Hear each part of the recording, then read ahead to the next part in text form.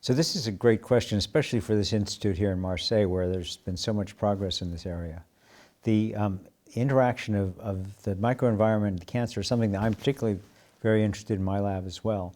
But clearly, I mean, the first is the immune system, obviously, that we've come to appreciate how important it is to understand the different kind of tumor-infiltrating macrophages, neutrophils, and the interaction of those with the cancer cells themselves. So that's one area where we've made great progress in some of the checkpoint inhibitors, but other cancers seem to have other types of checkpoints that we don't understand nearly as well. So that's one area.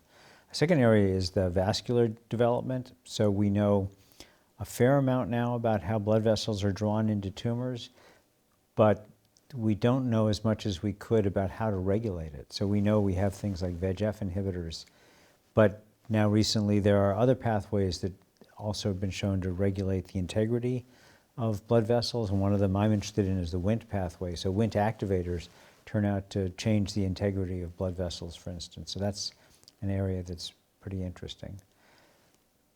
The microvesicles, so this is an area that, again, very strong here in Marseille. What are the tumors doing talking to the microenvironment that changes how the microenvironment reacts?